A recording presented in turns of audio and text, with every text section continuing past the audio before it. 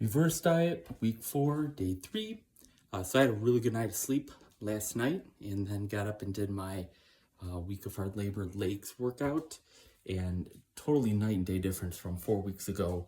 That was the last time I had done these workouts. It was 4 weeks ago, and that was my peak week, and it just felt very depleted that week, and it was just nice to do the leg workout today, have a ton of energy, really pushing every rep and just feeling the muscles, using the muscles properly, using good form, and getting through the workout and just feeling amazing.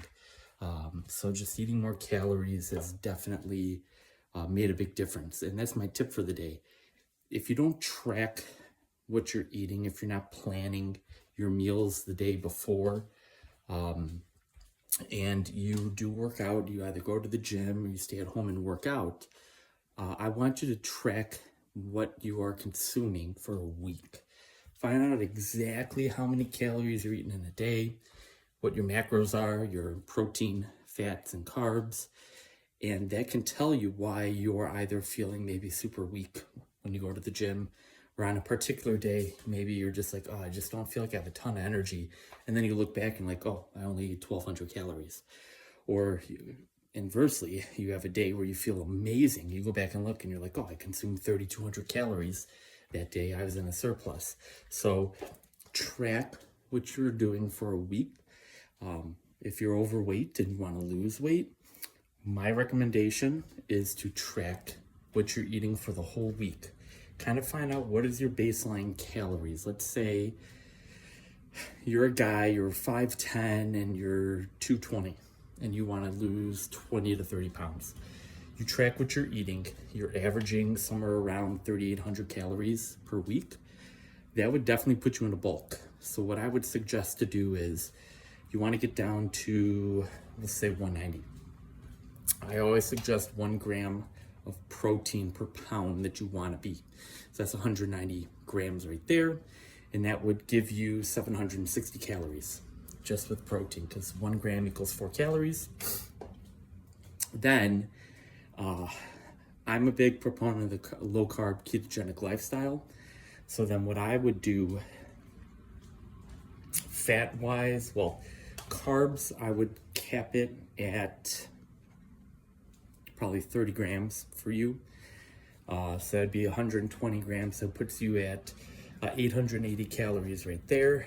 And then probably 2,000 calories worth of fats, which would put you at, that'd be like 220 to 230 grams of fat. So it's like 230 grams of fat.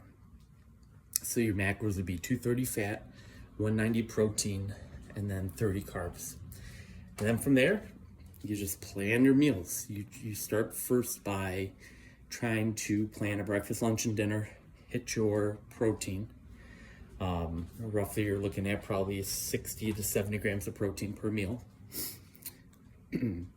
Carbs, you're looking at about 10 grams per meal. And that's just coming from leafy greens, cruciferous vegetables, maybe some nuts and seeds, maybe as much a quarter to a half a cup of berries, and that's going to be where you're going to get your carbs from. Also avocados and olives. And then your fats, you're looking at between 70 and 80, like 75 grams of fat per meal. You do that, plan it out for a week. And just that first week alone, if you're not doing a ketogenic diet, you're going to lose 8 to 10 pounds. And a lot of that's just going to be pure water, because you're stripping away the carbohydrates. And then once your body senses that there's no carbs available, or just very low carbs available, your insulin levels are going to come down. When your insulin levels come down, then the kidneys start to excrete the extra water and the sodium that your body's been holding on to. So then you just start dropping a lot of water.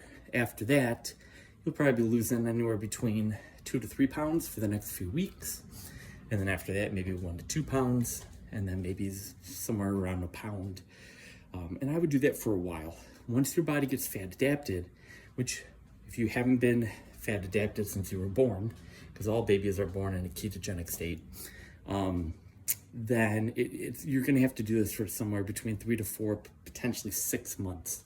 And you got to be strict. You cannot just like, oh, I've been doing a good job for 3 weeks, so let's celebrate by having some cookies and brownies and ice cream and cake.